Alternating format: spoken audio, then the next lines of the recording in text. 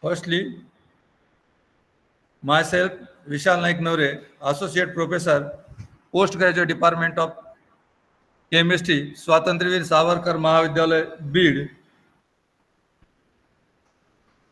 It gives me immense pleasure to extend to you a very warm welcome on the behalf of National Webinar on Rich Traditions of Indian Knowledge System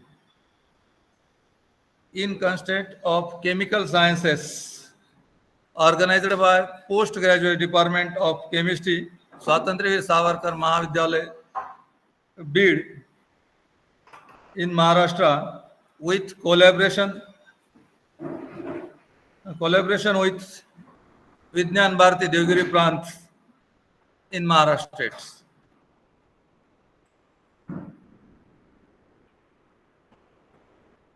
So, firstly, I welcome to some dignitaries of this national webinar. So, today's program chairpersons of this webinar, principal of our college, Professor Preeti Koyekar Madams, Swa Savarkar College, Swatantraveer Savarkar Mahavidyalaya, Bid. Then I also welcome to our college vice principal, Dr. Rajesh Dere, and another one vice principal, Dr. Lakshmikant Bhaigaonkar sir. Then also I welcome to this seminar, that's this national webinar, convener of this webinar, uh, Honorable Dr. Hamsra Joshi, Head Department of PG Department of Swatantraveer Savarkar Mahavidyalaya, Bid. Then also I welcome to uh, today's speaker, our research persons, Dr. Rajiv Singh ji, and also welcome to another one most important persons is Professor Sripad Kulkarni, Devgiri Prant, Vidyan Bharati. Now, then this national webinar is organized on the occasion of great Indian scientists, uh, his birth anniversary of Dr. Prafulla Chandra Ray. He is known as the father of Indian chemistry. He established first Bengal chemical and pharmaceutical company in 1901. So this is the most memorable day. We organize this national webinar today, 5th August 2023.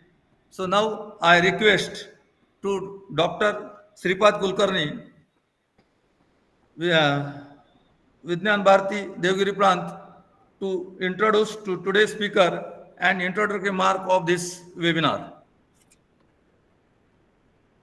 So, Thank Dr. you. Sripad Kulkarni, sir. Thank you, Vishal Naik Naure, sir. So today I welcome on this national webinar, which is rich tradition of Indian knowledge system in the context of chemical sciences. And also we are celebrating the birth anniversary of Acharya Prafulla Chandra Ray. So I welcome to all the dignitaries, speakers of today's guests. Uh, so just I will brief regards Vigyan Bharati. I am a Vigyan Bharati Karyakarta in the Devgiri Prant. So Vigyan Bharati is a science movement. Just I will share my presentation very quick. Within a 2 minute, I will finish it.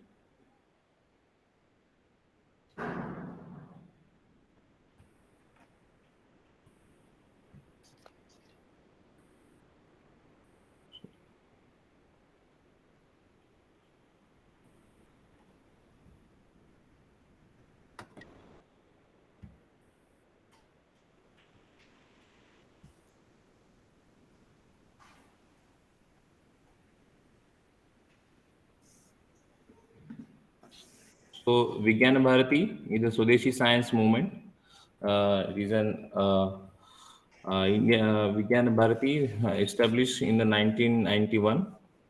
विज्ञान भारती एक राष्ट्रीय स्तर की संस्था है जो 1991 में उसकी स्थापना श्री के आई बासु जी ने की थी, जो अपना विज्ञान भारती जो है, जो अपना पुरातन विज्ञान से आधुनिक विज्ञान ये सारे विषयों पे एक राष्ट्रीय लेवल पे काम करता है, राष्ट्रीय और अंतर्राष्ट्रीय इस पे काम करता है। विज्ञान भारती के बहुत सारे आयाम हैं, इसमें कुछ कुछ आयामों की बहुत ब्रीफ में मैं जानकारी देना चाहता हूँ, जिसमें IIWM international institute of waste management है, जो कि specially solid and liquid waste management में काम करता है। उसके बाद में एक शक्ति नाम का एक आयाम है, उसमें Shakti it is association with social empowerment in the women. Then Vijnana Bharati जो अपना प्राचीन आयुर्वेद जो हम कहते हैं, जो इसमें रीच हमारा है, तो विज्ञान भारती आयुर्वेदा में भी काम करता है। वर्ल्ड आयुर्वेदिक फाउंडेशन जो जितने भी आयुर्वेद का platform, all the stakeholders in all over the world, उनका हमेशा हर साल एक बड़ा सा फंक्शन होता है। उसके बाद में नस्या एक आयाम है, जो आयुर्वेद के स्टूडेंट्स हैं उनके इसमें कुछ मोटिवेशन करके जो अपना रीच एडिशन है उसमें इन्हांसमेंट का काम करता है। Then Tech for Seva, this is specially for technology based event for the event. Then Mandala Vijnana Bharati, Vibhavani India. Then Shiksha Selfie is specially dedicated for the teachers, how to teach teaching learning pedagogy. Then we are also celebrating one India International Science Festival, which is International Festival of Science. That is also one of the initiative of the Vigyan Bharati. Then for the students, one more activity is there, Vidyarthi Vigyan Manthan. This also initiative is taken by the Vigyan Bharati. So Vigyan Bharati is doing lots of work in the field of science, reach that is in our new education policy, Indian knowledge system and all this regards.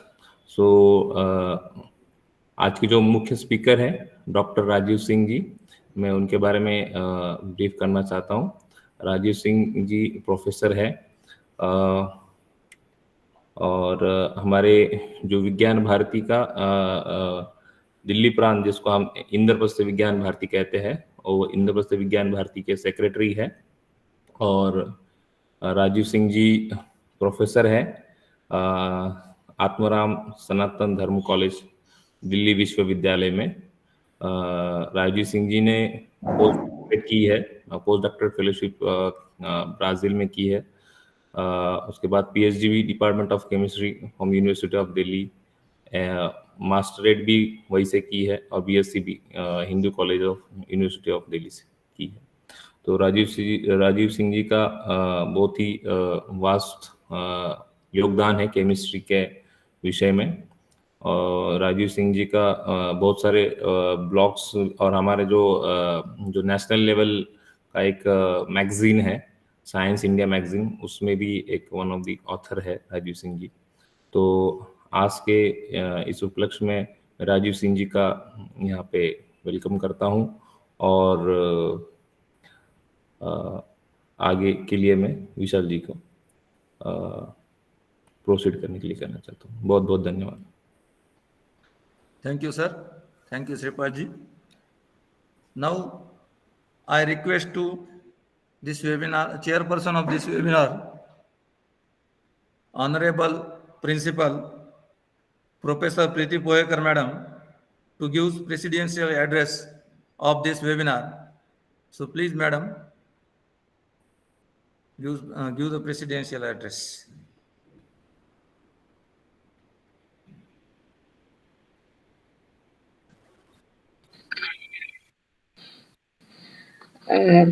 नमस्कार सगळ्यांना.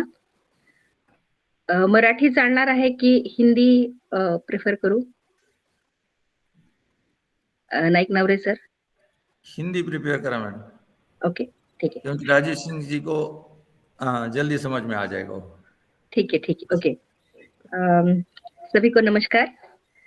ये जो प्रफुल्ल चंद्र रे lecture series आज ये chemistry department ने इसका जो ऑर्गेनाइजेशन किया है और विज्ञान भारती के श्रीपाद कुलकर्णी जी इनके कोलैबोरेशन में ये जो हम इवेंट ले रहे हैं, इसमें जो प्रमुख वक्ता की हैसियत से राजीव जी जुड़ चुके हैं, केमिस्ट्री डिपार्टमेंट के डॉक्टर सारंग जोशी जी, डॉक्टर नाइक नवरे जी और सभी भाई और बहनें। हम ये जानते हैं कि हमारे राष्ट्र को ज्ञान की एक बहुत प्राचीन परंपरा रह चुकी है। बिल्कुल 12वीं-13वीं सदी में ज्ञान की खोज में कुछ लोग हमारे यहाँ आए और हमारे यहीं पर वो स्थित भी हो गए, ये हम जानते हैं। अगर इन सब का हम थोड़ा विचार करते हैं तो प्राचीन काल में ज्ञान, बुद्धिमत्ता और सत्य, इसकी खोज करना यह हमारे राष्ट्र का विचार रह चुका है, हमारे राष्ट्र का यह तत्व रह चुका है जो सर्वोच्च मानवीय ध्येय जो है उसको निश्चित करने की ओर हमारे राष्ट्र को लेकर के जाता रहा है। प्राचीन भारत और हमारे आंतरिक या अंतर्गत जिसे हम कह सकते हैं, ज्ञान व्यवस्था जो है उसको उजागर करना, यह भारतीय ज्ञान व्यवस्था जो है उसका एक उद्देश्य निश्चित हो चुका है। हमारा जो राष्ट्रीय शैक्षणिक धोरण है, वो धोरण भी भारतीय ज्ञान व्यवस्था को हमारे उच्च शिक्षण में, हमारे हायर एजुकेशन में लाने के बारे में बहुत ही अभी जो है वो प्रयास कर रहा है। हम अगर हमारे राष्ट्र की जो परंपरा है उस परंपरा का विचार करते हैं तो हमारे राष्ट्र को चाणक्य है, सुश्रुत है, आर्यभट्ट है, वराहमिहिर जी है, भास्कराचार्य जी है, पाणिनि जी है, मैत्रेयी है, गार्गेय है, इन जैसे जो है वो ज्ञान के उद्गाता हमें हमारे राष्ट्र में रह चुके हैं और इन सभी की ज्ञान की वजह से हम पूरे देश को, हम पूरे विश्व को एक अलग ऐसी पहचान जो है हमारी दे सकते हैं। उसमें कई विषय आते हैं, जैसे गणित है, बिल्कुल धर्मशास्त्र है, नीति शास्त्र है, यहाँ से लेकर के आरोग्य शास्त्र है, अभियांत्रिकी है, यहाँ से लेकर के बिल्कुल योगा है, या फिर अलग अलग कलाएं जिसे हम कहते हैं, गायन है उसमें, वादन है उसमें, नृत्य है उसमें, या फिर क्रीड़ा के भी जो अलग अलग प्रकार है, जिसे चेस हम कह सकते हैं। ऐसे अलग अलग जो है ये हम विश्व को दे चुके हैं और उसी के माध्यम से हम विश्व गुरु बनने की ओर अब बढ़ रहे हैं। हमें अगर विश्व गुरु बनना है तो हमारे उच्च शिक्षा में हमको भारतीय ज्ञान व्यवस्था जो है उसको लाना पड़ेगा और उसी का एक जो है ये आयाम है कि हम आज का ये कार्यक्रम जो है उसे हमने ऑर्गेनाइज किया है। केमिकल साइंस जो है, केमिकल साइंस का इंडियन नॉलेज सिस्टम में क्या स्थान है, उसको हम आज जो है एक बार उजागर करने जा रहे हैं और राजीव जी, मुझे विश्वास है कि राजीव जी ये सब जो है उसको उजागर करके हमारी विद्यार्थियों को उस व्यवस्था की ओर जाने की एक जो है वो दिशा दिखाएंगे। और इसी अपेक्षा के साथ मैं अपने वाणी को विराम देती हूँ और नाइक नवरे जी, आपको मैं आगे के सूत्र सौंपती हूँ।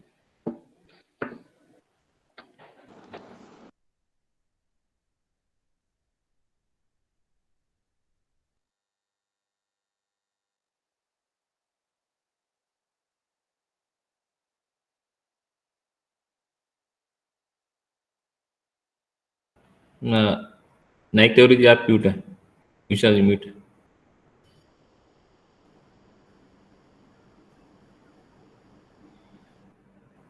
नहीं, अभी भी म्यूट है आप। हाँ ठीक। Thank you, madam, for give the presidential address. So now I request to speaker of this webinar, Professor Raju Singh ji give a few words or deliver your lecture for this webinars. जी, नमस्कार and धन्यवाद विशाल जी। नमस्कार sir. आप पूरा अच्छा संचालन आपने मेरा introduction में किया, और मेरा धन्यवाद प्रिंसिपल मैडम को भी, प्रोफेसर पोहेकर जी को। Thank you madam for inviting me. Thanks also goes to Ajay Jere ji and Shripad Kulkarni ji, आपने मुझे इनवाइट किया, और टॉपिक आप लोगों ने जो चूज़ किया है वो बहुत रेलिवेंट और अच्छा टॉपिक है। मैं आपके स्कूल महाविद्यालय की वेबसाइट पे भी जाके देखा तो मास्टर्स में मुझे सिर्फ केमिस्ट्री मिली, तो मैंने कहा कि यानी ये केमिस्ट्री पे एम्फेसिस अच्छा है, और केमिस्ट्री बैकग्राउंड से होने के नाते और टॉपिक भी एकदम रेलिवेंट टॉपिक रहा हमारे से रिलेटेड। और टॉपिक इतना रेलिवेंट है कि जितने भी आज की फैकल्टीज़ और हमारे बीच में जितने भी स्टूडेंट्स बैठे हैं, आई होप उन्हें मज़ा आए सुनने में, क्योंकि ये टॉपिक जो मैं एक नॉर्मल लेक्चर टाइप नहीं देने वाला हूँ, आपको कहानियाँ ही सुनाने वाला हूँ। क्योंकि पहले भी आपने देखा होगा जितनी भी हमारी कंसेप्ट्स थे वो किस्से और कहानियों के फॉर्मेट में ही याद करे जाते थे। तो वो किस्से और कहानी आपको पता होने चाहिए। हम लोग आज की तारीख में उन्हें समझ नहीं पाते हैं क्योंकि वो भाषा हमें आती नहीं है, लेकिन कोशिश यही रहेगी कि आपको सुनने में मज़ा आए और आप उसे याद ऑटोमेटिकली आपके दिमाग में बैठ जाए, और जब आप बाहर जाओ तो आप फिर उस तरह की 4 चीज़ों को और खुद भी एक्सप्लोर करो, और पब्लिक में भी जितने आपके जूनियर्स हैं या बड़े हैं उनके साथ आप शेयर करके और इन्फॉर्मेशन को गेन करने की कोशिश करो। मैं हिंदी और इंग्लिश का कॉम्बिनेशन लेके चलूँगा, यही आजकल की हमारी इंटरनेशनल, कहते हैं ना, नेशनल लैंग्वेज ही हिंदी इंग्लिश की बन चुकी है।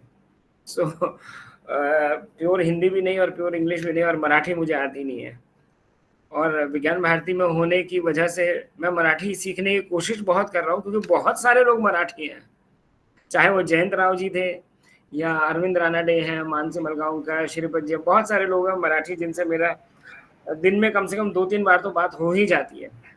तो मैं मराठी सीखने की कोशिश कर रहा हूँ, ये सच्चाई है जी। तो देखिए, मैं अपना प्रेजेंटेशन टाइप को शुरू करता हूँ।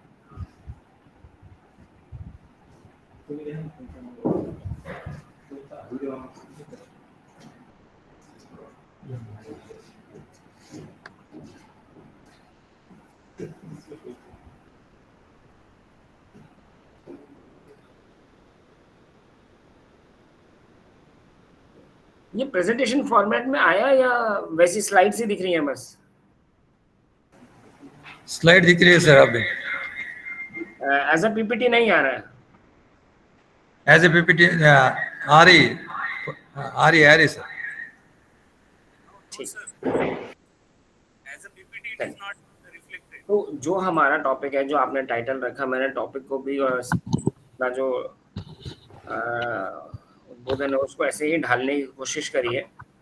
Rich tradition of Indian knowledge system in context of chemical sciences.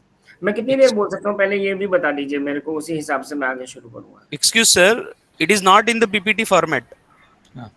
Okay, it is in the slide format, right? Yeah.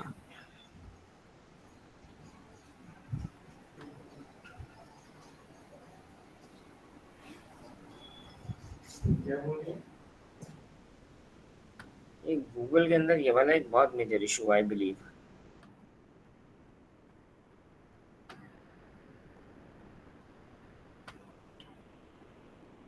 Screen करने के बाद आता है वैसा वो एंटायर स्क्रीन, जब आप शेयर एज एंटायर स्क्रीन करेंगे तब वो दिखता है। अच्छा, मैं एंटायर स्क्रीन कर देता हूँ। उसके नीचे जो वॉच का जो फिगर है ना सर, उसको प्रेस कीजिए प्लीज। हाँ, वो मैंने किया। ये है थोड़ा इशू, मैं अभी देखिए। हाँ, yes sir, it is okay. Fine. कितनी देर बोल सकता हूँ मैं? Sir 40 minute. 40 मिनट्स। हाँ। ठीक। चलिए लेट्स स्टार्ट देन। तो जो आपका टॉपिक है rich tradition of Indian knowledge system in context of chemical sciences, यानी केमिस्ट्री के हिसाब से जो आज तक हमारे इंडिया के अंदर डेवलपमेंट हुए हैं, ठीक है, नॉलेज जो आपके पास रखी हुई है, और जैसा हम लोग हमेशा से ही चर्चा करते आए हैं कि भाई जो इंडियन सिविलाइजेशन है वो सबसे पुरानी सभ्यताओं में से एक है। अब इतने सालों से जो सभ्यता चलती आ रही है वो पिछले 100 साल जो हमारे सामने इमेज है, पिछले 100 साल में तो नहीं हो सकता ना कि सिर्फ पिछले 100 साल में ही हमें ज्ञान मिला हो, उससे पहले भी हमारे पूर्वज रहे थे और उन्होंने कितना काम किया है।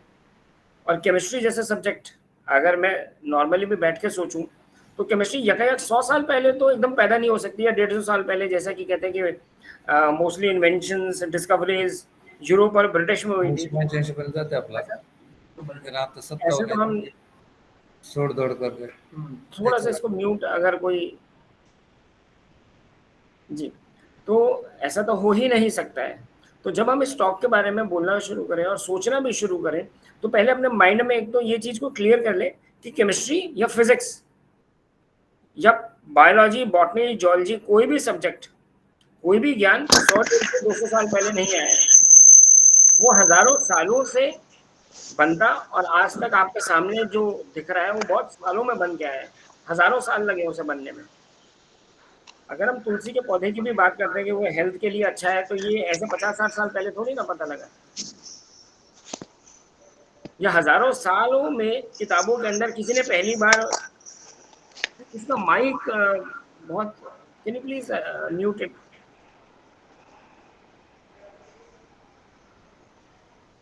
वो इतने सालों में जाके जो तुलसी का पत्ता आज आपको पता लगा कि चाय में डालेंगे या खाएंगे तो अच्छा हेल्थ के लिए होता है। आप अपने खाने की बात कर लो, दुनिया में किसी के आगे देखा है कि वो अदरक भी डालता है, लहसुन भी डालता है? कुछ नहीं। ये इंडिया के पास ही एक सिस्टम है। दैट मीन्स जिसने पहली बार अदरक डाला था उसने उसकी केमिकल प्रॉपर्टी या उसकी जो मेडिसिनल प्रॉपर्टी थी उसको रिकॉग्नाइज किया और फिर आपने अपने फूड के अंदर उसे ऐड करना शुरू किया। तो adding of ginger also to your food is what is the why do we add it? Because of the medicinal property. और मेडिसिनल प्रॉपर्टी क्या है? हम केमिस्ट्री की रिसर्च भी करते हैं तो हर चीज के बायोलॉजिकल स्टडी भी करते हैं ना अपने कॉम्प्लेक्सेस की। मैं इनऑर्गेनिक केमिस्ट्री कहूँ तो हम लोग बायोलॉजिकल प्रॉपर्टी करते हैं। तो व्हाट एग्जैक्टली इज इट? तो ये जो सिस्टम है इस पे विश्वास करके और ये सोच के कि हजारों सालों से आज हमारे सामने आया है, ये 200 साल 150 साल पहले नहीं उजागर हुआ। फिर दूसरा एक इंपॉर्टेंट पॉइंट जो आपको याद रखना है वो ये है कि सिर्फ रीनेम होती हैं चीजें। आज जिस आप वर्ड को एटम और मॉलिक्यूल बोल रहे हो वो पहले अणु के नाम से जाना जाता था, अणु, परमाणु, और मैं भी आपको और भी नाम दिखाऊंगा। होता होता होता होता आज जो आप सिस्टम फॉलो कर रहे हो दैट इज द इंग्लिश और the British system that we are following. वहां पर आके अब हमने उसे एटम और मॉलिक्यूल वर्ड देना शुरू कर दिया।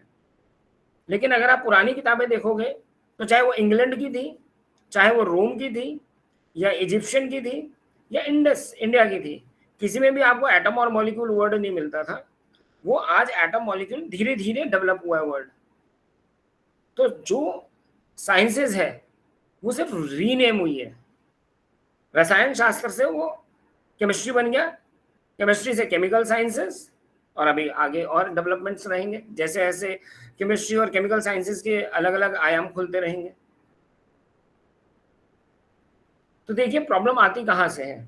हम लोगों का आज जो इस टॉपिक पे चर्चा करने के लिए भारत सरकार इतना एम्फेसिस दे रही है इंडियन नॉलेज सिस्टम ने, वो इंडियन नॉलेज सिस्टम की एक वजह है जो गवर्नमेंट ऑफ इंडिया ने रियलाइज करी कि प्रॉब्लम शुरू कहाँ से हुई। और वो शुरू इसी जगह से हुई कि जब मैं आपके अंदर का कॉन्फिडेंस ही तोड़ दूंगा कि आपको आता ही नहीं है, तो 150 साल 200 साल में जो आपको कॉन्फिडेंस टूटा है आज उसी की वजह से है कि हमें ऐसे टॉक्स अपनी आने वाली जनरेशन्स को देनी पड़ रही है और समझाना पड़ रहा है कि नहीं, हम ऑलरेडी काम कर रहे थे, सिर्फ बीच में एक ब्रेक आया। 7,000 10,000 साल की सभ्यता के अंदर 100-200 साल का एक ब्रेक आया है एंड आई एम श्योर कि वो ब्रेक से हम आगे ओवरकम भी करेंगे। तो ऐसे मैंने 2-3 स्टेटमेंट्स आप लोगों के सामने लाया हूँ। चार्ल्स आर टॉयने थे जो प्रिंसिपल थे प्रेसिडेंसी कॉलेज के, कलकत्ता के अंदर बड़ा मशहूर है, प्रेसिडेंसी यूनिवर्सिटी के नाम से जाना जाता है।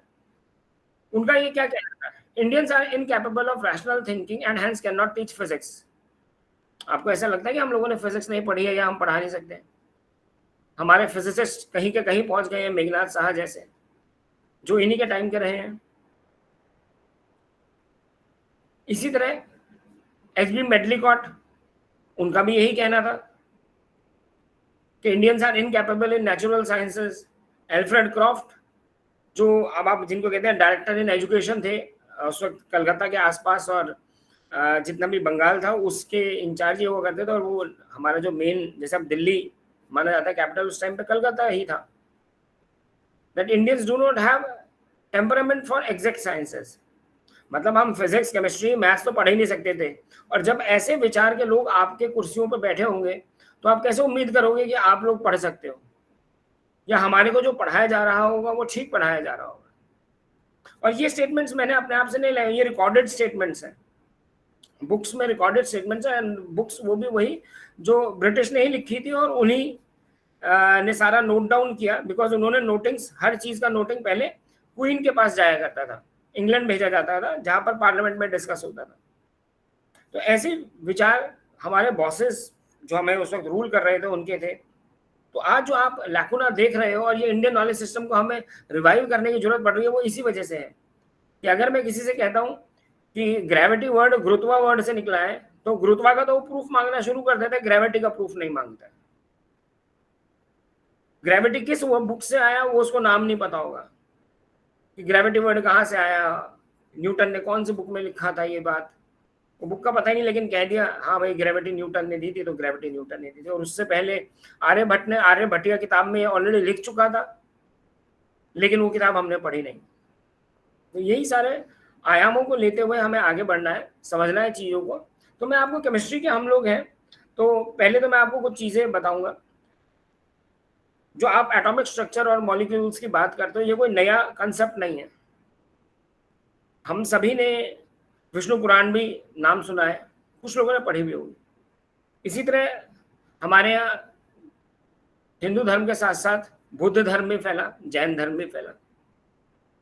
और पहले जितनी भी आपकी, जिनको हम रिसर्च लैब्स की बात करते हैं और हम थॉट प्रोसेस की बात करते हैं, वो सारी आपकी फिलॉसफी से जुड़ी हुई थी। फिलॉसफी के साथ आप कन्वे आसानी से कर लेते थे, इसीलिए लिखने का तरीका था नहीं, तो हम अपने विचारों से उस किसी भी कंसेप्ट को एक्सप्लेन किया करते थे। इसी तरह हम जब बुद्ध धर्म को अगर पढ़ के देखते हैं, तो बुद्ध धर्म में भी एटॉमिक थ्योरी का एक्सप्लेनेशन है। उन्होंने भी अणु और परमाणु और अलग अलग जो एलिमेंट्स जिनकी अब हम केमिस्ट्री में बात करते हैं, उनके बारे में व्याख्यान किया हुआ है। और अलग ऐसे नहीं, उन्होंने बाकायदा प्रॉपर्टीज टाइप एक्सप्लेन करी हुई है। आपके सामने मैंने कुछ स्क्रीन में एग्जांपल्स कोट किए हैं। वायु को वो एटम्स नहीं लिखते थे, ये जब हमने रीट्रांसलेट किया उन बुक्स में से चीजों को निकाला, तो आपके सामने हमने एटम वर्ड को लिखा है। ठीक है, आप जब वायु की बात करते हैं तो उसकी कैरेक्टरिस्टिक प्रॉपर्टी, हमारे पास डिफरेंट टाइप ऑफ एटम्स होते हैं और हम एटम्स को अलग अलग तरीके से, आप भी देखते हैं डिफरेंट टाइप्स ऑफ एटम्स हैं, डिफरेंट टाइप ऑफ मॉलिक्यूल्स हैं। तो अगर हम बुद्ध धर्म की बात करें, और मैं आपको बताऊं ये बुद्ध धर्म से लेकर जैन धर्म की जितनी भी एटॉमिक थ्योरीज हैं, या हमारी हिंदू धर्म की जो किताब है वहां से निकली है, उस पर भी अभी हम आएंगे, लेकिन अभी बुद्ध धर्म से जाते हैं। ठीक है, अगर किसी एटम को वायु नाम दिया है, मतलब किसी मेटल या किसी भी एलिमेंट के जो एटम्स हैं उसको अगर हमने वायु, मतलब उसके अंदर या तो टच सेंसिटिविटी है, इंपैक्ट है और प्रेशर की वो प्रॉपर्टी शो करता है। ठीक है, और जब वो मॉलिक्यूल एटम बनता है तो वो एग्रीगेशन में वायु, आज जिस वायु को हम अपने से रिलेट करते हैं वो सिर्फ हवा से रिलेट करते हैं, लेकिन वायु वर्ड को फिलोसॉफिकली रिलेट किया गया किसी भी एक एटम को जिसके अंदर टच सेंसिटिविटी है, इंपैक्ट प्रॉपर्टी है और प्रेशर प्रॉपर्टी है, उस एटम को हमने वायु नाम दिया था। इसी तरह जब उसमें हीट की प्रॉपर्टी आ जाती है किसी एटम के अंदर, किसी मेटल के एटम के अंदर जब हीट की प्रॉपर्टी आती है उसको हमने तेजस नाम दिया। ये बुद्ध धर्म की किताबों में लिखा हुआ है, जो उन्होंने एटॉमिक थ्योरी को एक्सप्लेन किया है। इसी तरह अलग अलग जितने प्रॉपर्टीज बढ़ती चली जाएंगी, हमने अलग अलग नाम दिए उसमें। जैसे विस्कोसिटी बढ़ रही है, फिर अर्थ एटम्स यानी जमीन से जुड़ा हुआ, धरती से जुड़े हुए, इसमें स्मेल आ गई, ड्राइनेस आ गई, रफनेस आ गई। जैसे जैसे अलग अलग मेटल्स के एटम्स हैं, उनकी जो अलग अलग प्रॉपर्टीज हैं, उसे एक्सप्लेन करने के लिए जो हमने नाम यूज करे वो नाम थे जो कुदरत से रिलेटेड थे, जो नेचर से रिलेटेड थे। और यही सबसे बेस्ट पार्ट, हमारी जो पहली सभ्यताएं रही है, जो हमारे पहले पूर्वज रहे हैं, उन्होंने हर चीज को नेचर से जोड़ने की कोशिश करी है। ठीक है, तो इसी चीज को आगे बढ़ाते हुए देखिए, जैसे अब लास्ट में लिखा भी है, according to Buddhist atomic theory, atoms are smallest unit of matter. They never occur alone, but rather occur only as members of an aggregate of at least 7 or 8 atoms. Aggregate of an atom is a molecule. जितना उन्होंने research किया, जितना वो लोग जान पाए, उसको उन्होंने एक्सप्लेन किया है, वो वहीं तक पहुंच पाए। लेकिन जो फाउंडेशन है वो ऑलरेडी पहले, आज जिस हम एटॉमिक थ्योरी की बात करते हैं और जिस हम स्ट्रक्चर की बात करते हैं, उसके फाउंडेशन आज नहीं, हजारों साल पहले रख दी गई थी। और वो जो अभी हम गोल वाला न्यूक्लियस बनाते हैं और उसके अराउंड अबाउट ऑर्बिटल्स बनाते हैं, ऑर्बिट्स बनाते हैं, ये कोई नई थ्योरी नहीं है। रदरफोर्ड और इन सब ने सिर्फ एक्सपेरिमेंटली मॉडर्न टर्म्स में उसे प्रूव किया। इसका एक्सप्लेनेशन आप अपनी पुरानी किताबों में आपको मिलेगा, और अभी मैं आपको दिखाऊंगा चीजों को। अब देखिए, अगर हम उसी लैब की बात करते हैं, वो लैब का हाल ये है जहां से बुद्धिज्म की एटॉमिक थ्योरी का ओरिजिन हुआ था। ये जम्मू एंड कश्मीर में बारामूला में एक जैन विहार करके, ये क्या बोलते हैं अपना जैन क्या बोलते हैं, बुद्धिज्म का एक सेंटर हुआ करता था। अब उसे वही, जब हमारे पास रेड्स पड़ी और बाहर के लोग आए, उन्होंने तोड़ फोड़ का बराबर कर दिया, तो आज वो लैब तो गायब हो गई है। ठीक है, लेकिन ये ढेर है जो अब धीरे धीरे एक्सकेवेट किया गया, तो निकाला गया कि यहाँ पर ऑलरेडी एक स्ट्रक्चर एग्जिस्ट करता था। और ये साइड में आप जो देख रहे हैं रेफरेंस है, कहाँ से मैंने ये आपको जो एटॉमिक थ्योरी ऑफ बुद्धिज्म दिया है, उसका रेफरेंस है, जो एक किताब है उदयोदय करा का, जो उन्होंने 15वीं सदी में बुद्ध सूत्र के नाम से किताब को रीट्रांसलेट किया था। वहां पर आपको एटॉमिक थ्योरी ऑफ बुद्धिज्म का एग्जाम्पल मिलता है, एक्सप्लेनेशन मिलता है। इसी तरह बुद्धिज्म के साथ साथ हमारा एक और धर्म आया था, जैन धर्म। अब जैन में भी देखिए, जैसा मैंने आपको बताया, फिलॉसफी के तरीके से हम लोगों ने हर चीज को एक्सप्लेन किया। मेरिट, डीमेरिट, स्पेस, टाइम, और फिफ्थ है मटीरियल यानी एलिमेंट्स, मेटल्स, जितना भी आपका अलग अलग टाइप का मटीरियल है। और उन्होंने क्या शब्द इस्तेमाल करे? मैटर के लिए पुद्गला, एटम के लिए उन्होंने अणु इस्तेमाल किया, और मॉलिक्यूल के लिए स्कंध। अब यहीं पे जो हमारा इंफॉर्मेशन लॉस आता है, आज जिस वजह से लेक्चर हो रहा है, वो इसी वजह से है कि स्कंधा का अगर मैं बोलूंगा कि मॉलिक्यूल है, लोग पहचानेंगे नहीं। मॉलिक्यूल से हमारा स्टूडेंट और हम भी मॉलिक्यूल को वही एंगल से पहचानेंगे जहां पर आपका मॉडर्न टर्म्स में या ब्रिटिश सिस्टम में जो हमें याद कराया गया। और देखिए कितना अच्छा इंटरेस्टिंग है, जैन्स बिगिन, जो उनकी बुक है उसमें बड़ा क्लियरली लिखा हुआ है, Jains begin with an absolutely homogeneous mass of pudgala which by differentiation, देखिए, which by differentiation breaks up into several kinds of atom qualitatively determined। मतलब atoms changing into molecules भी एक्सप्लेन किया हुआ है, और आगे फर्दर प्रोसेसेस जो है मॉलिक्यूल्स जब छोटे एटम्स में अगर हम रिवर्स करें तो वो भी एक्सप्लेन किया हुआ है by the method of differentiation, integration, अलग अलग एंगल से। और जो मॉलिक्यूल्स है जिनको हम डायटोमिक, ट्राइएटोमिक की बात करते हैं, वो भी एक्सप्लेन्ड है। स्कंधा में very from binary, that is 2 to infinite। A binary skandha is, a binary molecule is an aggregate of 2 atoms, हम भी यही बात करते हैं। A tertiary skandha is formed by an addition of an atom to a binary, obviously एक दो के साथ एक और बनेंगे तो हम टर्शरी, ट्राई पे आते हैं। ठीक है, इसी तरह the ascending grades can be numbered, मतलब एटम मॉलिक्यूल्स, मतलब वो एक पूरी चेन से लेके 2 टाइप के मॉलिक्यूल, अगर 2 टाइप के एटम्स जुड़े तो उसे क्या बोलेंगे, 3 जुड़ेंगे तो क्या बोलेंगे, 4 जुड़ेंगे तो क्या बोलेंगे। मैंने आपको सिर्फ शॉर्ट टर्म में ये चीज दिखाई है, ठीक है। तो अगर हम इस एटॉमिक थ्योरी की बात करते हैं तो ये एक नई चीज नहीं है। एटॉमिक थ्योरी सिर्फ रीनेम हुई है, और जब हम रदरफोर्ड और बोर्स और थ्योरी और इन सब की बात करते हैं तो उन्होंने एक नए मॉडर्न कंसेप्ट के तरीके से सिर्फ उसे एक्सप्लेन किया है। Existence of atom, existence of molecule, existence of this what you call structure of an atom or the shape of an atom or molecule was already known. अब हम इस पे आते हैं, एक बड़ा इंटरेस्टिंग, 1 मिनट रुकिए, मैं इससे पहले आप लोगों को एक चीज और दिखाऊंगा यहाँ पर आने से पहले।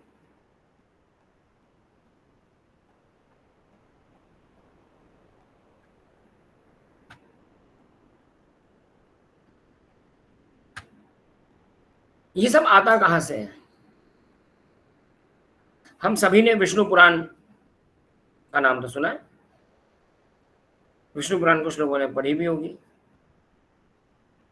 लेकिन विष्णु पुराण के थॉट प्रोसेस से निकली हुई किताबें, विष्णु पुराण में एक्सप्लेन की हुई किताबें, जब साइंस के लोगों ने 15वीं सदी में, 16वीं सदी में, 17वीं सदी में उन्हें पढ़ के ट्रांसलेट करना शुरू किया। ये जो आप फोटो देख रहे हो ये मैंने खींची हुई एक बुक के अंदर विष्णु पुराण से ट्रांसलेट करके, जो हमारे अलग अलग मॉलिक्यूल्स और एटम्स हैं, आकाश टाइप का जो मॉलिक्यूल है उसे आप कैसे शो करेंगे, ये उसकी शेप है। ये बुक के अंदर है, ये 150-200 साल पुरानी किताब है जिसमें से मैंने फोटो खींची है ये। क्योंकि जब पहला लॉट ऑफ इंडियंस जो थे, पहले लॉट ऑफ साइंटिस्ट जो थे, उन्होंने जब इन बुक्स को ट्रांसलेट करना शुरू किया तो ये ट्रांसलेट करके ये रिजल्ट्स निकले थे। केमिस्ट्री के बड़े महान प्रोफेसर हैं जिनकी एक किताब की फोटो आप देख रहे हैं। ये किताब आज से 120-25 साल पहले लिखी गई थी, बड़ी फेमस किताब है, अभी आएंगे उस किताब पे भी, बहुत फेमस किताब है। और उसी का ट्रांसलेशन उन्होंने अलग अलग जितनी भी हमारी लिपियां थी, अलग अलग हमारे जितने भी कॉन्टेक्स्ट में बुक्स थे, उनसे ट्रांसलेट करके एक इंग्लिश, जिसे आप कहते हैं ना मॉडर्नाइज्ड वर्जन, जो संस्कृत में खोना शुरू हो गया था क्योंकि ब्रिटिश हमारे यहाँ आने शुरू हो गए थे और उन्होंने अपना English system of education implement करना शुरू कर दिया था। तो इससे पहले कि ये ज्ञान लूज हो जाता, उन्होंने ट्रांसलेट करके आपके सामने रखा, बट सॉरी टू से हमने उसे साइड में करके, जो ब्रिटिश ने अब हमें आजादी के बाद पढ़ाया, हमने वही पढ़ना शुरू कर दिया। तो आपके सामने आकाश एटम का स्ट्रक्चर है। इसी तरह द एटम ऑफ वायु और एटम ऑफ तेजस, तेजस में हीट आती है, वायु में सेंसिटिविटी है, इस टाइप के। अब ये आप स्ट्रक्चर देख के आप इसे लगा सकते हैं कि क्या ये एटॉमिक थ्योरी, या जो हम न्यूक्लियस और एटम्स की वो क्या बोलते हैं, इलेक्ट्रॉन्स और प्रोटॉन्स की बात करते हैं, क्या वो एकदम नया कंसेप्ट है? वो एकदम नया कंसेप्ट आप कैसे उसे कह सकते हैं जबकि फाउंडेशन पहले से डली हुई थी। ठीक है, स्ट्रक्चर्स उन्होंने बनाए होंगे, धीरे धीरे उसे एक्सपेरिमेंटली जो मॉडर्न टेक्निक्स है उससे प्रूव किया, बट फाउंडेशन तो पहले ले की जा चुकी थी। हमारी बुक्स में ये सारी फाउंडेशंस पहले से थी, और इसी के एग्जांपल्स अब मैं आपको देता हूं कैसे कैसे हम लोग यहां तक पहुंचे। चलिए, हम यहां पर थे।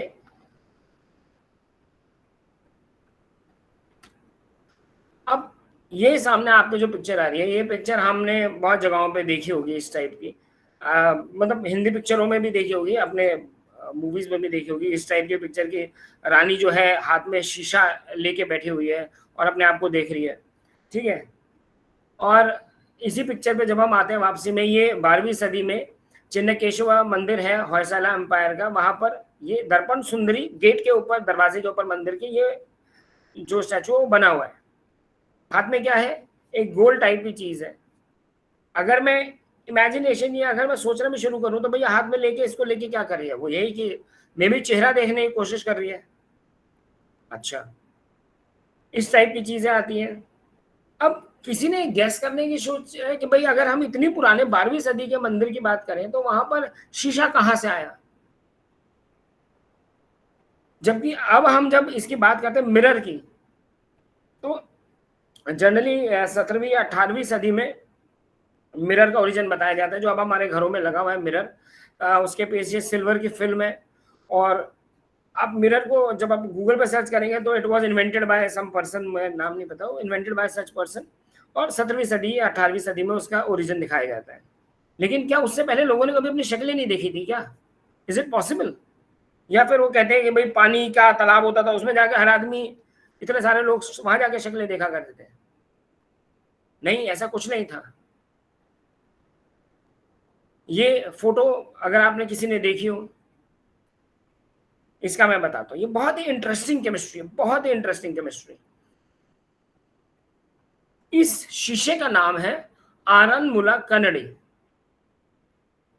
आरनमुला केरल में एक गांव है, आज भी है, आज भी केरल में गांव है, और वहां पर ये शीशा बनाया जाता है। इसको अभी भी अगर आप जजमेंट करेंगे, या इसको खिताब मिला हुआ है वर्ल्ड्स मोस्ट परफेक्ट मिरर, और इस पे जीआई टैगिंग भी भारत सरकार ने अब लगा दी है कि जो आरनमुला से शीशा बन के निकलेगा उसी को आप आरनमुला कनडी नाम देंगे। इस शीशे की खासियत क्या है? बड़ा सिंपल सा एक छोटी सी खासियत मैं इसके अंदर आपको बताता हूं। जब आप शीशा अपने सामने पिक्चर में देखते हैं, यहां पर आते हैं, जब हम घर में जो हमारा शीशा लगा हुआ है, जब आप उस शीशे को देखते हैं तो उस उंगली अगर आप उस पर रखेंगे, उंगली में और नीचे जो इमेज बन रही है उसके बीच में गैप आता है। लेकिन जब आप इस शीशे के ऊपर उंगली रखेंगे तो उसमें कोई गैप नहीं आता है। तो ऐसी क्या खासियत है इस ग्लास के अंदर, और ये हमारे घरों में क्यों नहीं पहुंचता अभी भी?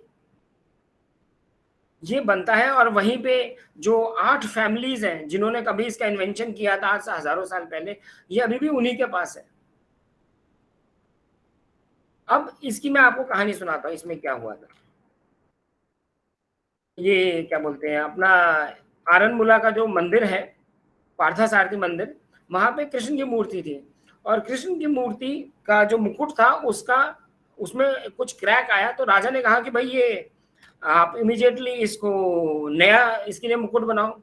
तो पहले हर मंदिर के साथ हजारों लोग रहा करते थे। मंदिर अपने आप में एक रिसर्च लैब टाइप हुआ करता था, जहां पर आपके सारे आर्टिजन्स होते थे, कलाकार होते थे, जहां पर ये चीजें डेवलप हुई। तो वहां पर जो कारीगर लोग थे उनको कहा गया कि भाई आपको 5 से 6 दिन के अंदर एक मुकुट बना के देना है, और वो बिल्कुल यूनिक होना चाहिए। ठीक है, तो उसके लिए उन जो कारीगर थे उन्हें वो जो हमारे उस टाइम पे कुछ नाम से जाने जाते थे, उन्होंने उसे काम करना शुरू किया। अब जब उन्होंने फाइनली उसको शेप दिया तो वो इतना चमकदार चीज थी। अब उस टाइम पे ग्लास नहीं था, ठीक है। तो आप एक चीज, पहली चीज मैं एक चीज और क्लियर करूंगा, ग्लास और मिरर, मिरर वो है जिसके पीछे सिल्वर फिल्म है, और ग्लास हजारों साल पहले ऑलरेडी रोम के समय से ग्लास आपको मिलता है, ठीक है। लेकिन मिरर हमारा 17वीं सदी में जो आप सिल्वर की बात करते हैं। लेकिन ये वाला जो मिरर है इसकी क्या खासियत थी, और ये जो आपने प्रॉपर्टी बात करी ये क्या थी? तो इसका इन्वेंशन आरनमुला का जो पार्थसारथी मंदिर है वहां पर इसका इन्वेंशन हुआ, और उस इन्वेंशन के बाद से इसके अंदर इतनी परफेक्टनेस आई कि इसके अंदर एक भी गैप नहीं है। और इसकी क्या खासियत है, हम सभी ने, जैसे आप इसके आउटसाइड का ये देख रहे हैं, ये पीतल का है जो इसका केस है, और अंदर आपको मिरर दिख रहा है। इसकी खासियत क्या आई है, देखिए यहां पर केमिस्ट्री वाले लोग हैं। अब इसके अंदर क्या है, ये जो मिरर है दिस इज नॉट ग्लास, इसको हम कहते हैं मेटल मिरर। मतलब कॉपर और टिन, जो मेटल का जो एलॉय उन्होंने ऐसा बनाया, उस एलॉय में जो मिक्सचर है, उस मिक्सचर को उस लेवल पे और इतना अच्छा कॉम्बिनेशन किया एक्सपेरिमेंटली, अलग अलग मेटल्स के साथ, अलग अलग प्रपोर्शंस में और अलग अलग फेजेस में, और अलग अलग जिनको आप कहते हैं ना एक्टिविटीज, चाहे वो प्रेशर था, हीटिंग था और पॉलिशिंग था, ठीक है, कि जो मेटल था वो रिफ्लेक्ट करने लगा। So this is not a mirror, this is not a glass mirror, this is a metal mirror. मतलब एक मेटल को ऐसे कन्वर्ट किया कि वो मिरर बन गया, राइट। तो इसमें अभी इंडियन इंस्टीट्यूट ऑफ साइंसेज में प्रोफेसर है, उन्होंने काफी इस पे काम किया। और जितना भी मटेरियल साइंसेज की हम बात करते हैं, मटेरियल साइंसेज के अंदर आपके जितने भी नए नए इंस्ट्रूमेंट्स हैं, चाहे सेमेट, XRD, अलग अलग जितने भी आज की तारीख में लेटेस्ट इंस्ट्रूमेंट्स हैं, उसके बाद उन्होंने इसमें कितना मेटल रेशो है उसे एग्जैक्ट निकाल के आगे प्रेजेंट करने की कोशिश करी है, लेकिन उन्होंने भी पब्लिक के लिए डोमेन में नहीं किया, क्योंकि ये एक सीक्रेट है जो 8 फैमिलीज के पास ही है आज भी, राइट। तो इसमें अगर हम देखते हैं क्या मिलता है, 32.6% टिन, ठीक है।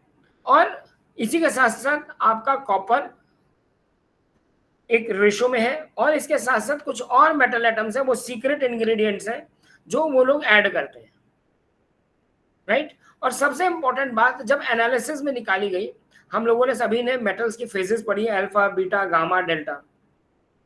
तो इट इज वेरी शॉकिंग कि उन लोगों ने इसको इतना प्रोसेसिंग किया, अलग अलग कंसेप्ट्स और आइडियाज लगा के, whether it was heating, polishing, pressurising और अलग अलग टेक्निक्स लगा के, कि उन्होंने इस मेटल का, इस एलॉय को डेल्टा फेज में पहुंचा दिया। और डेल्टा फेज में पहुंचने के बाद जो रिफ्लेक्टिंग पावर थी वो एकदम से उभर के आई, राइट। तो आप सोचिए कि मेटल को शीशे में कन्वर्ट करना, metal mirrors, these are called as metal mirrors. और ये मेटल मिरर ऐसा नहीं है कि इंडिया में आया था, ये चाइना में भी मेटल मिरर का ओरिजिन हुआ। लेकिन हमारे पास खासियत क्या थी, जितने भी मेटल मिरर्स दुनिया में उस आज से हजारों साल पहले प्रचलन में थे, वो बहुत ही ब्रिटल हुआ करते थे, टूट जाते थे, क्योंकि उसमें लेड हुआ करता था। और इंडिया वाला इसीलिए फेमस हुआ कि हमने जो इन्वेंशन किया मिरर का, मेटल मिरर का, वो अनलेडेड था, उसमें लेड नहीं था, इसलिए वो हार्ड रहा। और अब रिसर्च के साथ तो और भी पता लगा है कि इट इज ब्रिटल जरूर है, वो भी अगर आप गिरेंगे तो टूट जाएगा, लेकिन वो स्टील से भी ज्यादा हार्ड है। तो अब आप सोचिए कि जब उस टाइम पे, जब आज वाले मॉडर्न इंस्ट्रूमेंट्स नहीं थे जिनकी हम बात करते हैं कि आज उनके बिना काम नहीं हो सकता, तब हमारे जो कारीगर थे, आप उन्हें कारीगर कहें या मैं तो उन्हें मेटलर्जिस्ट ही कहूंगा, वो जो मेटलर्जिस्ट थे, उन लोगों ने ऐसा आपके सामने एक वर्ल्ड रिनाउंड एग्जाम्पल जनरेट करके दिया जो हमारे आज तक लोगों को पता नहीं है। World's most perfect mirror India में एग्जिस्ट करता है। हाँ, ये जरूर है कि जो इस वक्त दुनिया का सबसे बड़ा आरनमुला कन्नड़ी मिरर है, वो इंग्लैंड के म्यूजियम में रखा हुआ है, वो फिर उठा के ले गए थे। तो ये तो आम चीज है। और दूसरी इंपॉर्टेंट चीज, देखिए अभी हम ग्रीन कंसेप्ट की बात करते हैं, आप ये जितना भी प्रोसेस देखेंगे केमिस्ट्री से रिलेटेड, हम लोग जो एक्टिविटीज या इस तरह के रिएक्शंस होते हैं, क्या करते थे, ग्रीन प्रोसेस था, it was a completely green process. सारे जितनी चीजें इन्होंने यूज करी हैं, वो पेड़ों की छाल, सब्जियों से उनका जो रस है वो निकाल के, इस तरह के केमिकल्स यूज करके वो इस फेज तक पहुंचे। यानी chemistry can be done using green options also. हम लोग अब सिंथेटिक यूज करते हैं, और ग्रीन केमिस्ट्री के नाम पे भी एक तरीके से बस उसको रिड्यूस ही किया है कि 5 ml अल्कोहल लेने के बजाय भाई 1 ml में काम चला लो, यही ग्रीन केमिस्ट्री कर रहे हैं। लेकिन इंडिया के पास ऑलरेडी एग्जिस्ट करता था green process of playing all with the chemistry things. चलिए अब आगे चलते हैं, मैं इसको थोड़ा सा रन अप करूंगा। एक मैंने आपको एग्जांपल दिया आरनमुला कन्नड़ी का, किसी को अगर मौका मिले तो जरूर इस शीशे को लेने की कोशिश करें, ठीक है। तो अब हम आते हैं कि हमारे पास क्या क्या लिटरेचर में था।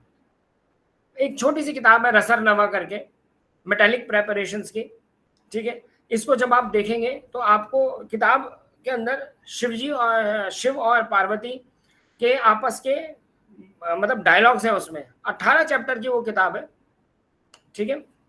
और उसके अंदर आपको जितने भी अलग अलग टेक्निक्स हैं, अलग अलग प्रोसेस हैं और अलग अलग इस्तेमाल हैं, उसको यहाँ पर दर्शाया गया है इस किताब के अंदर। ये मिलती है अमेजोन पे भी, मिलती है अमेजोन पे भी है, ठीक है। तो रसरनामा को जब हम यूज करते हैं तो उसके अंदर क्या क्या आपको अलग अलग चीजें मिलती है, मतलब कितने टाइप के लेबोरेटरीज होनी चाहिए, interior designing of the laboratory कैसा होना चाहिए, इंस्ट्रूमेंट कैसे होने चाहिए लैब में, एपरेटस कैसा होना चाहिए, फ्यूमिगेशन चैम्बर कहाँ होना चाहिए, फर्नेस कहाँ पे होनी चाहिए, इस टाइप के जितने भी अलग अलग प्रोसेस है जो आज हम केमिस्ट्री लैब में यूज करते हैं, वो सारे इन बुक्स में ऑलरेडी मेंशन्ड है, ठीक है। इसी तरह अलग अलग ये है, इस पे भी हम टाइम नहीं खर्च करेंगे, ठीक है। देखिए ये मैं फिर से एक उसी टाइप की एक बुक का फोटो खींच के लाया हूँ जो मैंने इसमें ऐड किया है। अब ये बुक ट्रांसलेटेड हुई है उन सारी चीजों से, और ये बुक भी नई नहीं है, ये बुक बहुत पुरानी है जिसका मैं आपके सामने फोटो ले रहा हूँ, ठीक है। ये बुक ऑलमोस्ट 100-150 साल पुरानी किताब की फोटो है, जब पहली बार हमारे लोगों ने इन्हें ट्रांसलेट करना शुरू किया, तो मेटल तब भी एग्जिस्ट करता था आपके बुक्स में, gold, silver, copper, tin, lead, ठीक है। सॉल्ट तब भी एग्जिस्ट करता था, अलग अलग टाइप के सॉल्ट एग्जिस्ट करते थे, अलग अलग टाइप के अल्कलीज एग्जिस्ट करते थे। अब मुझे थैंक्स देना चाहिए इनको कि जिनकी वजह से ये किताब जो है मॉडर्न फॉर्मेट में इस्तेमाल हुई। अगर मैं बात करूं मकर ध्वज की, भाई आप लोग मकर ध्वज यूज करते हो, कोई पहचान नहीं पाएगा मकर ध्वज क्या चीज है ये, बट मकर ध्वज इज मरकरी। और पहले जितनी भी मेडिसिन थी, आज की तारीख में mercury is called as poisonous, right. लेकिन अगर आप आयुर्वेद और इन सब चीजों में देखेंगे तो मकर ध्वज और mercury is use for medicinal property. हमारे पास वो टेक्नोलॉजी थी कि हम उसको मेडिसिनल प्रॉपर्टी में यूज करते थे, राइट। तो अब जितने भी हमारे बुक्स हैं, मैं आपको उनमें से कुछ के एग्जांपल्स अभी और दिखाऊंगा। जैसे ये बुक्स हैं, ठीक है, सुश्रुता संहिता हम सबको पता है, मेडिसिन है, केमिकल सब्सटेंसेस है, ठीक है। मेडिसिन वगैरह को आप अलग, अब आप सेपरेटली पढ़ने लगे हो, केमिस्ट्री को एक हटा के अलग से, लेकिन दीज आर ऑल केमिस्ट्री। हम अल्टीमेटली कहते हैं ना इसकी एप्लीकेशन कहाँ होगी, वो एप्लीकेशन यही होगी। बृहद संहिता, नागार्जुन के रसायन शास्त्र, सब में आपको बकायदा प्रोसीजर्स, मैं आपको कुछ अभी एग्जांपल दिखाने वाला हूं, procedures, purification of metals, conversion of metals, usage of dyes, what call synthesis of dyes and pigments, वो सब आपको इन बुक्स में मिलेंगे। कुछ बुक्स मेरे पास भी है, मतलब उन्हें इतना अच्छा लगता है पढ़ के कि ये सब एग्जिस्ट करते थे। अब एक बड़ा छोटा सा एग्जांपल मैंने इस बुक में से निकाला है, mineral and metal purification of sulphur. Sulphur की प्यूरिफिकेशन हम अपनी लैब्स में भी करते हैं, लेकिन हमारी जो बुक्स में मेथड दे रखा है, जो अब हम यूज नहीं करते हैं, और उल्टा सिर्फ हमने ट्राई भी नहीं किया है, एक्सपेरिमेंट की तो दूर बात है। तो देखिए क्या क्या इंग्रेडिएंट्स इसमें यूज हुए हैं।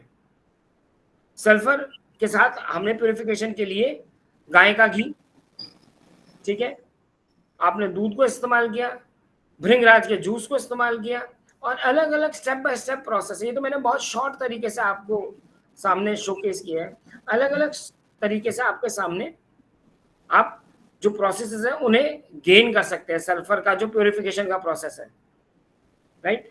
लेकिन इसको अभी पढ़ना बाकी है। अब एक प्रोसेस हमारी बुक्स में ये भी बड़ा सबसे फेमस मिलता है, ये conversion of lead into gold, although this is not exactly gold, this is fool's gold, ठीक है। तो लेकिन प्रोसेस तो था ना। आप गोल्ड जैसा, आप जिनका फॉल्स गोल्ड की बात करते हो, जब आप मार्केट में जाते हो तो गोल्ड जो हम जो ज्वेलरी है, फॉल्स ज्वेलरी जिसकी बात करते हैं, तो वो process, false jewellery is nothing new, लेकिन आपका बस इंस्ट्रूमेंट बदल गया और आपने उसके साथ इतना सारा पोल्यूटेड वाटर और पोल्यूटेड केमिकल्स डंप करना शुरू कर दिया, जबकि उससे पहले भी गोल्ड बनता था और प्रोसेस आपके सामने है,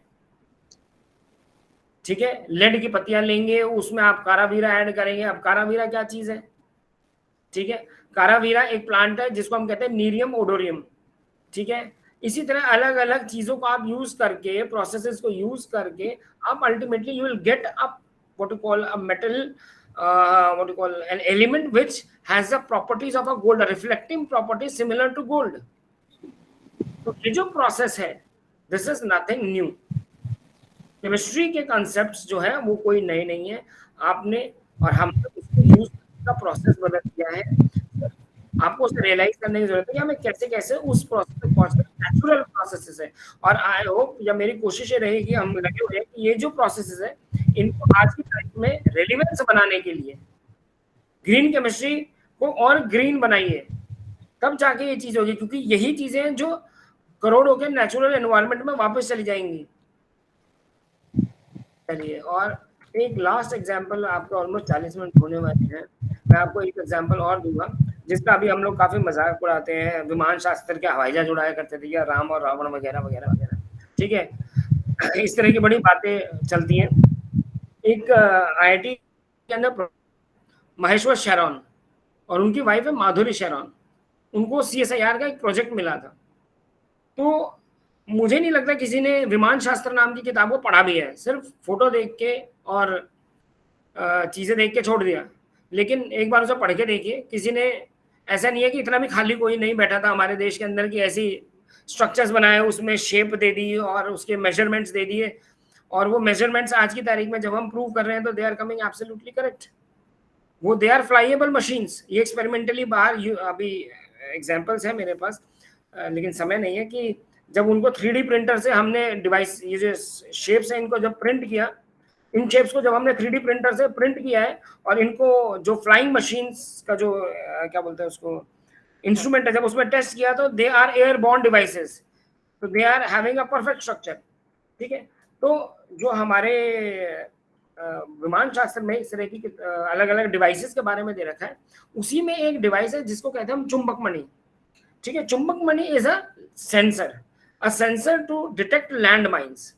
अब इन दोनों ने, माहेश्वर जी एंड माधुरी जी ने CSIR प्रोजेक्ट के अंदर इस पे काम करना शुरू किया, can we redevelop this sensor, और उन्होंने वही सारी एग्जैक्ट मेजरमेंट्स जो उस बुक में लिखी हुई है विमान शास्त्र में, उसको एक्सपेरिमेंटली कंडक्ट किया using all the modern techniques. ठीक है, modern techniques like XRD, thermal techniques, TG, DTA, spectroscopy study, electrical conductivity, atomic absorption, हम लोग आइडेंटिफाई करते हैं सारे केमिस्ट्री वाले इन सारी टेक्निक्स को, और इस मणि को बनाए, सेंसर को बनाया। अब आप जब मणि की बात करते हो तो हम सीधा वो सांप की मणि और उस पर पहुंच जाते हैं 2 मिनट के अंदर, चुंबक मणि है, चुंबक, अच्छा ये तो वो चुंबक को चिपकाने वाली चीज है, बट ये नाम हुआ करते थे, सिर्फ नाम को आपने अब सेंसर वर्ड दे दिया है। And this is a working model. Chumbak Mani is a very successful device जिसको उन्होंने बनाया और एक्सपेरिमेंटली प्रूव भी करके दिखाया। और इसका अगर आप प्रोसेस देखोगे बनाने का, देखिए equal amounts of what you call borax, ivory, पीपली, मरकरी, ठीक है, रंजिक, इस तरह के अलग अलग जितने भी इंग्रेडिएंट्स उस जमाने में पेड़ों में मिला करते थे, वहां से उन्होंने मॉलिक्यूल्स को आइडेंटिफाई किया, प्लांट्स को आइडेंटिफाई किया, उनके प्रॉपर्टीज को आइडेंटिफाई किया, कितने एक्सपेरिमेंट्स किए होंगे उन्होंने, तब जाके ये सेंसर तक वो पहुंचे होंगे। एक आदमी ने नहीं, आज भी आप कर रहे हैं ना, कितने सारे हम लोग वर्क कर रहे हैं, अलग अलग प्रोफेसर अलग अलग लैब्स में काम कर रहे हैं, तब जाके कोई एक चीज बनती है। ये इतने हजारों साल में धीरे धीरे बनती आई, और फिर एक दिन वो किताब के अंदर आई कि finally this is the device. तो इस तरह के एग्जाम्पल्स अगर हम केमिस्ट्री के अंदर हम आते हैं, ठीक है, तो आपको बहुत मिलते हैं। अब क्योंकि आपने पीसी रे का नाम दिया है, आपने जितनी भी अभी तक ज्ञान मेरे से सुना है, जितनी भी बातें मेरे से सुनी है ना, वो इसी आदमी की देन थी, आचार्य प्रफुल्ल चंद्र रे। ये उन्हीं की देन थी, ये उन्हीं की किताब है जिसका नाम है हिस्ट्री ऑफ हिंदू केमिस्ट्री। वो पहली किताब थी जिसने जितने भी पहले आपके लिपियां रखी थी और अलग अलग जो आपके बुक्स अलग अलग लाइब्रेरीज में देश भर के अंदर अलग अलग मंदिरों में रखी थी, चाहे वो कश्मीर में थी या चेन्नई में थी या बनारस में थी, वहां पर अगर आप ये किताब पढ़ेंगे हिस्ट्री ऑफ हिंदू केमिस्ट्री, उन्होंने सारे रेफरेंसेस दे रखे हैं, कहाँ से उन्होंने ये किताबें ली, उसके बाद उन्हें पढ़ा और पढ़ के मॉडर्न इंग्लिश फॉर्मेट में उसको कन्वर्ट किया।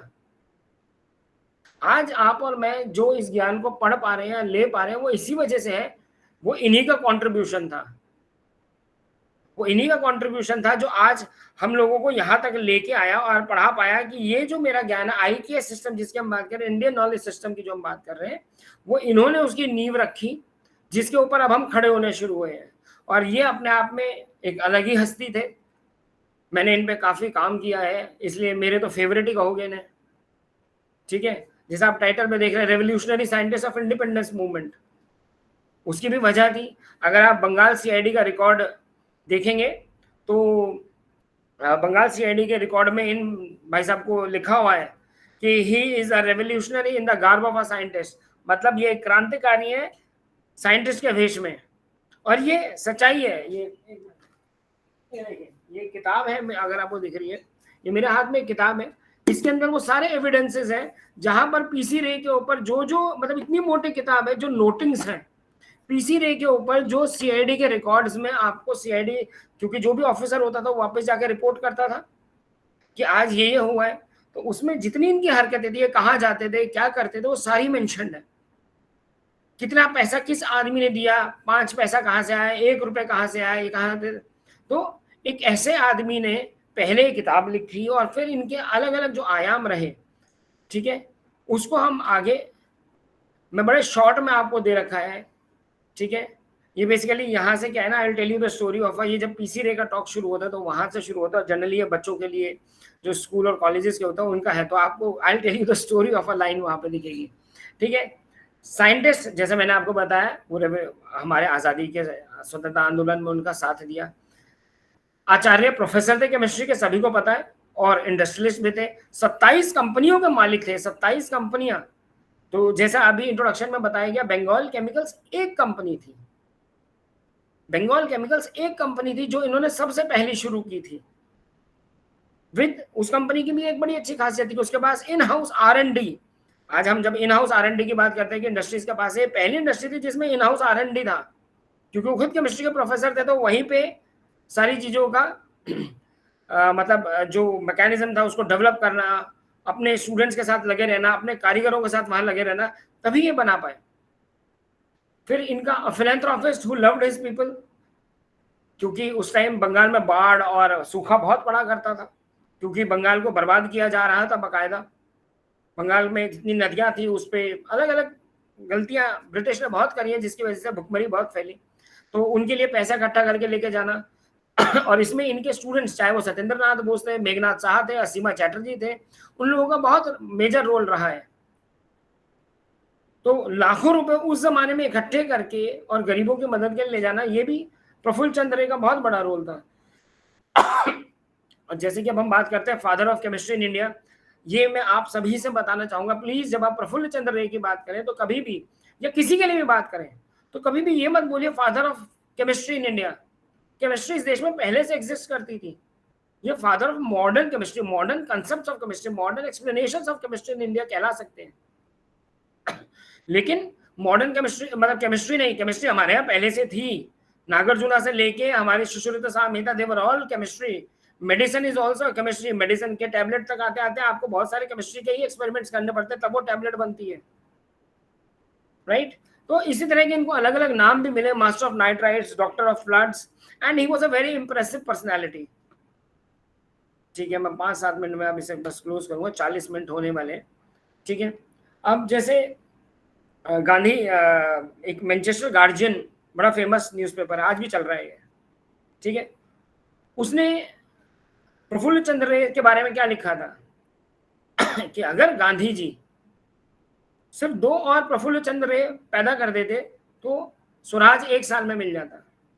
मतलब इतनी इन्फ्लुएंशियल इनकी पर्सनालिटी थी, इतनी इन्फ्लुएंशियल पर्सनालिटी थी। और इन्फ्लुएंशियल पर्सनालिटी का एक किस्सा मैं आपको सुनाता हूँ, बहुत इंटरेस्टिंग किस्सा है। ये तो चलिए, इसके अंदर 2 छोटे छोटे, जल्दी से मैं आपको 2 किस्से बड़े अच्छे सुनाता हूँ इनके। ये इंग्लैंड गए पढ़ाई करने, और स्टूडेंट ही थे उस टाइम पे, पीएचडी करने गए थे। और पीएचडी करते हुए वहां पर जैसे कॉम्पिटिशन्स होते हैं अलग अलग, तो इन्होंने एक कॉम्पिटिशन में पार्टिसिपेट किया एडिनबरा यूनिवर्सिटी में, जिसका टाइटल था India before and after the mutiny. 1857 की लड़ाई का टॉपिक ये था। तो ऑब्वियसली इनको प्राइज तो मिला नहीं। He was given what you call, जिसे हम कहते हैं ना कंसेशन, क्या बोलते हैं, concession prize, first second third के बाद। तो फर्स्ट के बाद वहां से फर्स्ट प्राइज था, उसके बाद इनको जो प्राइज मिला, ठीक है, उसमें मतलब सेकंड प्राइज इनको मिला, ठीक है। चलिए, अब लेटर और इनका जो एस्से था वो इतना इम्प्रेसिव था कि despite being a student at Edinburgh university, इन्होंने उस एस्से को, जिसमें इन्होंने जो ब्रिटिश उस टाइम पे हमारे ऊपर अत्याचार कर रहे थे, कैसे कैसे वो रिसोर्सेज को निकाल रहे थे, वो कैसे कैसे इकोनॉमी को सफर करा रहे थे, और कैसे जितने भी पैसे वाले लोग थे वो दिन रात गरीब होते जा रहे थे, ये हो रहा था। अगर हम प्रफुल्ल चंद्र रे की बात करें तो ये जमींदार फैमिली के बच्चे थे, लेकिन बाय द टाइम इन्होंने पीएचडी और ये करी, ये गरीब बन चुके थे। तो कुछ तो सिस्टम वहां चल रहा था ना, ये पैसा किसी तरह निकल रहा था। तो इन्होंने उस एस्से की फोटोकॉपी करवाई और सड़क में पब्लिक को बांटी,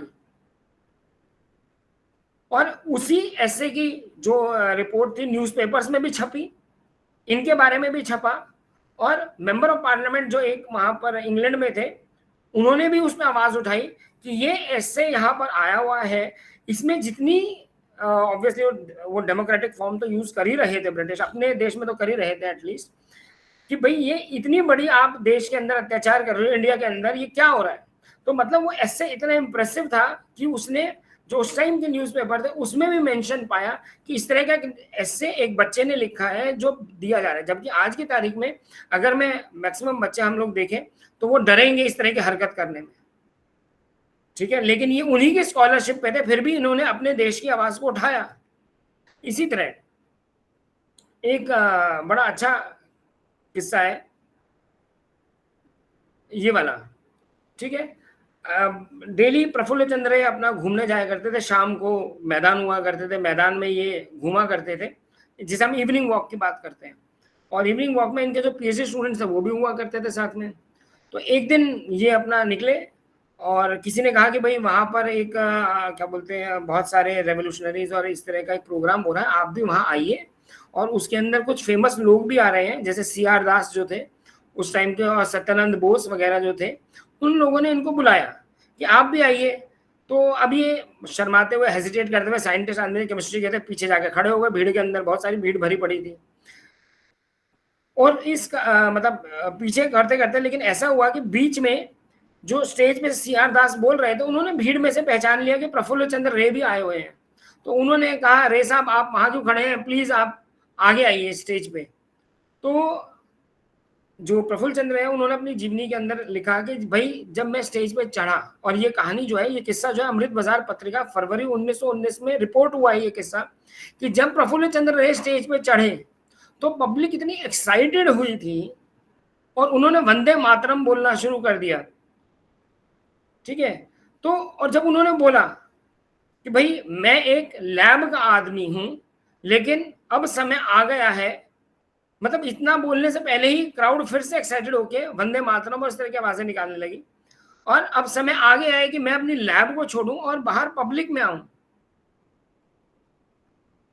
तो क्राउड का जो, अगर आप एंटिसिपेशन देखोगे क्राउड का, अगर आप समझदारी देखो, कितना उन लोगों में इस आदमी के लिए रेस्पेक्ट था कि एक आदमी अपनी लैब छोड़ के जब पब्लिक के अंदर आ रहा है और आजादी के लिए बोल रहा है, और पब्लिक कितनी एक्साइटेड है, ठीक है। उससे हम समझ सकते हैं कि इनकी क्या एक इमेज रही होगी, आम आदमी के अंदर भी इनके बारे में कितना अच्छा एक इमेज था कि आज एक केमिस्ट्री का प्रोफेसर जब स्टेज पे चढ़ता है और बोलता है कि मुझे आजादी चाहिए और आजादी के अगेंस्ट हम नहीं मतलब लड़ेंगे, तो उस चीजों को लेके आप समझ सकते हैं कि पब्लिक का परसेप्शन और पीसी रे की इमेज कितनी अच्छी रही।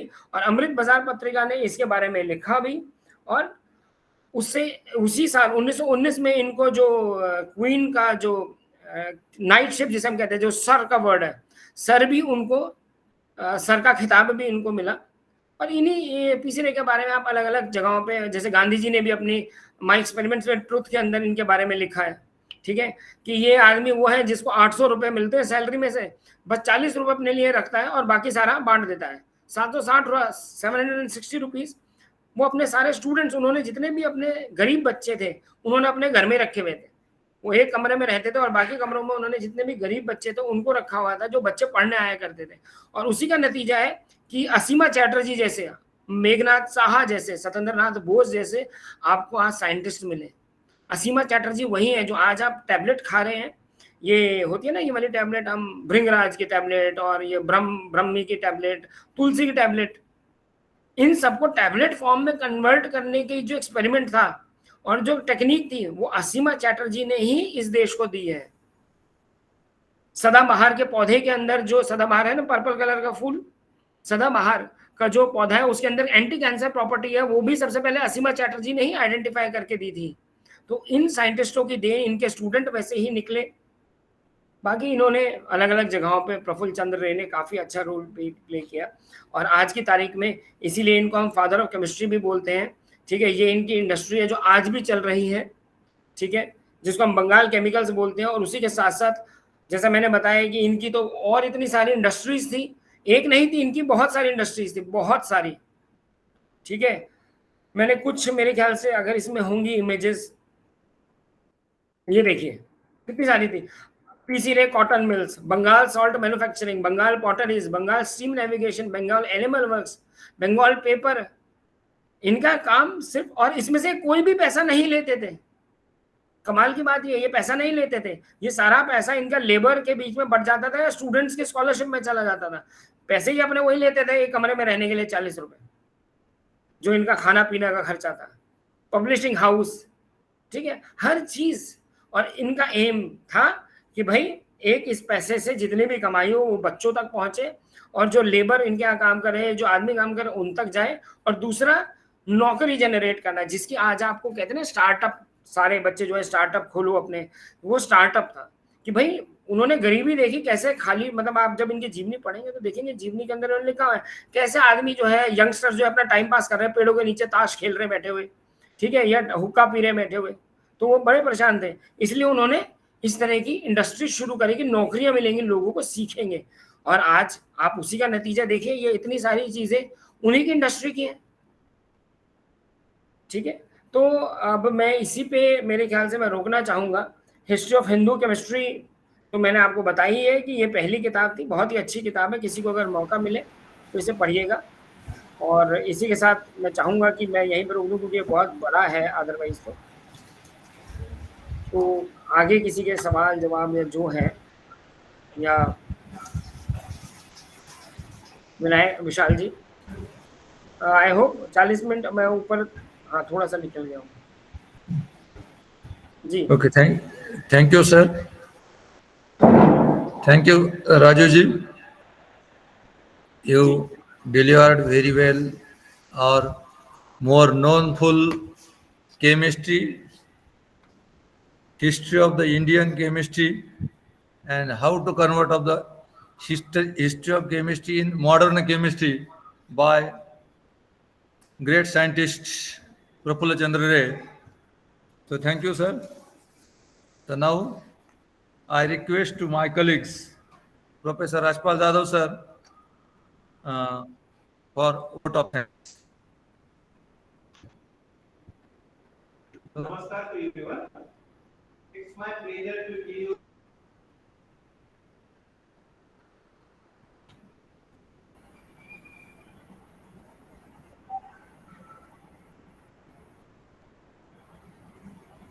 राजपाल शायद आप म्यूट हो गए।